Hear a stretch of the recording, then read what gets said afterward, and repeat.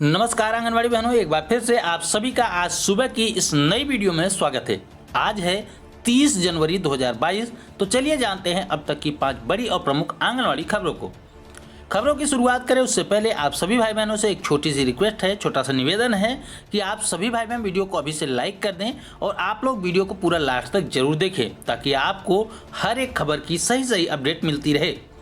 एक बार फिर से मुख्यमंत्री ऑफिस की तरफ से आंगनवाड़ी और आशा बहनों को लेकर एक महत्वपूर्ण ट्वीट किया गया है। देखिए, आपके स्क्रीन पर दिख रहा है tweet. CM office government UP corona की रोकथाम के उद्देश्य से जारी विशेष सर्विलांस अभियान के अच्छे परिणाम मिल रहे हैं। इसे और प्रभावी बनाया जाए। कैसे प्रभावी बनाया जाएगा? निगरानी समितियां जिसमें आंगनवाड़ी और आशा कार्यकर्तियां शामिल हैं। तो हम पे लिखा गया है कि निगरानी समितियां आशा और आंगनवाड़ी कार्यकर्तियों की टीम घर घर जब जाए तो सभी सदस्यों के स्वास्थ्य का हालचाल ले, यानी कि सभी सदस्यों से पूछे कि आपका हालचाल क्या है, आपका स्वास्थ्य कैसा है, कोई बीमार तो नहीं है। अगर कोई बीमार है उसका लेखा जोखा सरकार तक पहुंचाए। ये सारे काम, यानी कि एक बार फिर से मुख्यमंत्री जी ने आंगनवाड़ी और आशा कार्यकर्ताओं को एक और बड़ी जिम्मेदारी दे दी है। तो बार बार आंगनवाड़ी और आशा कार्यकर्ताओं को काम के लिए तो कहा जा रहा है, किंतु उनकी समस्याओं को, उनकी दिक्कतों को दूर करने के विषय में कोई भी प्रयत्न नहीं किया जा रहा है। इन 35 सालों में आंगनवाड़ी को क्या मिला है? आज भी उत्तर प्रदेश में आंगनवाड़ी बहनों को मात्र 5500 रुपये ही मिलते हैं और वो भी पिछले 3 महीने से नहीं मिल पाए हैं। और यहाँ उन्हें काम के लिए कभी ट्वीट के माध्यम से, कभी व्हाट्सएप के माध्यम से, कभी शासनादेश के माध्यम से कहा ही जाता रहता है। हालांकि इस चुनाव के दौर में हर एक पार्टी आंगनवाड़ी बहनों और आशा बहनों को लेकर बात तो कर रही है, परंतु चुनाव जीतने के बाद आंगनवाड़ी को कौन पूछता है, कौन उनके लिए काम करेगा, यह कह पाना काफ़ी मुश्किल है।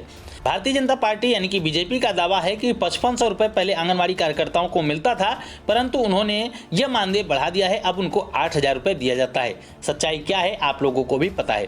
कांग्रेस पार्टी का वादा है कि वे अगर चुनाव जीत जाते हैं, उनकी सरकार बनती है, तो आंगनवाड़ी और आशा कार्यकर्ताओं को 10,000 रुपये मानदेय देंगे।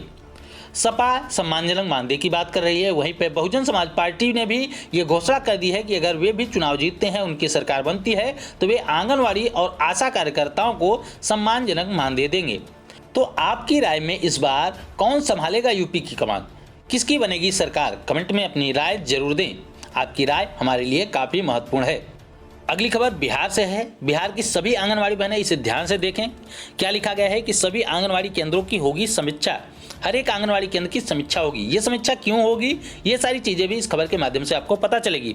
यह खबर पटना में छापी गई है। राज्य भर में 1,14,000 आंगनवाड़ी केंद्रों का संचालन किया जा रहा है, जहां बच्चों को पोषाहार और प्राथमिक शिक्षा दी जाती है। लेकिन हाल ही के दिनों में समाज कल्याण विभाग को शिकायत मिली है कि सेंटरों का संचालन विधिवत नहीं होता है। बच्चों की संख्या भी काफी कम रहती है। ऐसे में विभाग ने यह निर्णय लिया है कि कोरोना संक्रमण कम होने के बाद केंद्रों की समीक्षा होगी और जिस केंद्र पर कमियां होंगी उस केंद्र की सेविका और सहायिकाओं को बदला जाएगा। तो यहाँ पर आप देख सकते हैं कि आपके ऊपर ये गाज गिरने वाली है, क्योंकि जहाँ पर भी आंगनबाड़ी केंद्रों का संचालन सही ढंग से नहीं हो रहा है, अब ये हो भी रहा हो अगर सही ढंग से, अगर उनकी शिकायत ऊपर पहुँच जाती है तो उन सेविका सहायिकाओं को वहाँ से बदल दिया जाएगा, कहीं और पर उनको लगा दिया जाएगा। जहाँ पर आपकी लगातार ड्यूटी रही हो उसके बाद आपका तबादला कर दिया जाएगा। तो यहाँ पर ये बिहार से बड़ी खबर निकल के आ रही है कि सभी आंगनबाड़ी केंद्रों की समीक्षा होगी। ये समीक्षा कोरोना संक्रमण के बीत जाने के बाद होगी। यहाँ पर साफ साफ लिखा है कि जैसे ही बच्चों की यहाँ पर कोरोना संक्रमण कम हो जाता है तब ये चीज़ें ली जाएंगी, संज्ञान में ली जाएंगी। तो ये कोरोना संक्रमण के बाद क्यों ली जाएगी? क्योंकि अभी भी आंगनबाड़ी केंद्र खोले गए हैं, लेकिन अधिकारी वहां पर आकर समीक्षा नहीं करेंगे क्योंकि उनको कोरोना का संक्रमण का खतरा है। लेकिन आंगनबाड़ी बहनें जो वहां पर काम करती हैं उनको कोरोना से कोई डरने की बात नहीं है, क्योंकि वो तो अमृत पी के आई हुई हैं। और जो छोटे छोटे बच्चे आते हैं केंद्रों में उनको भी कोरोना से कोई डर नहीं है, क्योंकि छोटे बच्चों को तो कोरोना छुएगा ही नहीं। ऐसा शायद विभाग का मानना है या फिर सरकार का मानना है, क्योंकि बिहार में अभी भी आंगनबाड़ी केंद्र बंद नहीं किए गए हैं। हर एक चीज़ें बंद हैं, स्कूल कॉलेज सभी शैक्षिक संस्थान वगैरह बंद हैं, लेकिन फिर भी आंगनबाड़ी केंद्र आज भी खुले हुए हैं। वहाँ पर छोटे छोटे बच्चे आज भी आते हैं और उनकी जान को खतरा लगातार बना हुआ है। एक बेहद महत्वपूर्ण शासनादेश आपके स्क्रीन पर दिख रहा होगा। महिला एवं बाल विकास मध्य प्रदेश की तरफ से 28/1/2022 को लेटर जारी किया गया है। इसकी प्रतियां किसे भेजी गई हैं कि जिला कार्यक्रम अधिकारी को लेटर भेजा गया है। विषय प्राथमिक शाला परिसर में स्थित आंगनबाड़ी केंद्रों की जानकारी के संबंध में है। तो यह जानकारी क्यों मांगी जा रही, आइए विस्तार से पूरे लेटर को देखते हैं। यहाँ पर लिखा गया है, उपयुक्त विषय अंतर्गत राष्ट्रीय शिक्षा नीति 2022 के प्रारंभिक बाल्यावस्था देखभाल और शिक्षा के सुदृढ़ीकरण हेतु आंगनबाड़ी केंद्रों के माध्यम से ECC के सशक्त क्रियान्वयन का उल्लेख किया गया है। तदनुसार स्कूल शिक्षा विभाग के द्वारा आंगनबाड़ी केंद्रों में ECC संचालन के लिए आंगनबाड़ी केंद्रों का चयन किया जाना है। यानी कि कौन कौन से आंगनबाड़ी केंद्रों में ECC यानी कि अर्ली चाइल्डहुड केयर एजुकेशन चालू किए जाएगी। तो प्राथमिक शाला परिसर में अथवा उसके समीप स्थित जो भी आंगनबाड़ी केंद्र हैं इसके लिए चयनित किए जाएंगे। इसे संदर्भित पत्र के माध्यम से शाला परिसर में संचालित आंगनबाड़ी केंद्र एवं उसमें दर्ज बच्चों की संख्या उपलब्ध कराई जाने का निर्देश दिया गया है। यहाँ पर जीमेल वगैरह भी दिया गया है, इस पर आपको भेजना वगैरह है।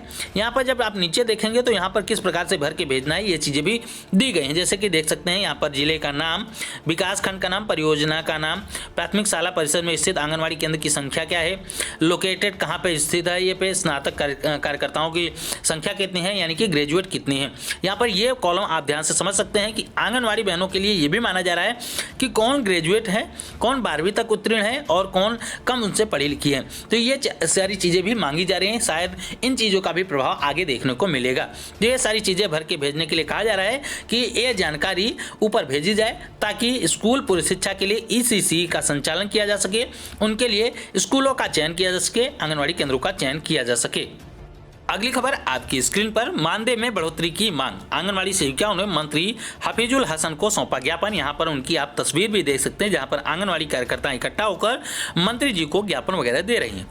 आंगनबाड़ी की सेविका और सहायिकाओं ने मानदेय में बढ़ोतरी समेत अन्य मांगों को लेकर गुरुवार को प्रदेश के अल्पसंख्यक कल्याण सह पर्यटन मंत्री हफीजुल हसन को ज्ञापन वगैरह दिया है। उनके आवास पर जाकर उनसे मिले हैं। उसके बाद उनको 8 सूत्री मांगों का ज्ञापन दिया गया है। मौके पर सेविका सहायिकाओं ने कहा है कि सेविकाओं को 6400 और सहायिकाओं को 3200 रुपये मानदेय मिलता है। कहा है कि मजदूरी के बराबर भी अगर मजदूरी उनको मिलती तो 13,184 रुपये उनको मानदेय मिलता, लेकिन अभी भी आंगनबाड़ी कार्यकर्ताओं को 6400 रुपये और सहायिकाओं को 3200 रुपये ही मानदेय मिल पाते हैं। मुख्यमंत्री हेमंत सोरेन ने वादा किया था कि हमारी सरकार बनी तो सेविकाओं को 10,000 रुपये और सहायिकाओं को 8,000 रुपये मानदेय दिया जाएगा, लेकिन सरकार बने 2 वर्ष हो गए, अभी तक विचार नहीं किया गया है। एक बड़ी खबर यह भी देखें कि शहर के 5 आंगनबाड़ियों को बनाया आनंदम केंद्र, जरूरतमंद बच्चों की शिक्षा स्वास्थ्य पर जोर। यहाँ पर एक तस्वीर भी देख सकते हैं जहाँ पर लिखा गया है, नेकी से आनंद की ओर। भोपाल से खबर छापी गई है कि शहर में महिला एवं बाल विकास की मदद से आंगनबाड़ी केंद्रों का कायाकल्प करके उनको आनंदम केंद्र के रूप में तब्दील किया जा रहा है। इसका मकसद बच्चों को हर जरूरत का सामान मुहैया कराना है। योजना के तहत बच्चों के आनंदम में खेलने के लिए तरह तरह के खिलौने, पढ़ने के लिए लाइब्रेरी, निःशुल्क शिक्षा के साथ ही नेकी की दीवार भी बनाई गई है। अफसरों का कहना है कि भोपाल के साथ ही साथ अब इसे प्रदेश के सभी जिलों में लागू किया जाएगा। सबसे पहले इसकी शुरुआत भोपाल में की गई है। राज्य आनंद संस्थान से पहले भोपाल 5 आंगनबाड़ी केंद्रों में आनंदम का स्वरूप दिया जा रहा है।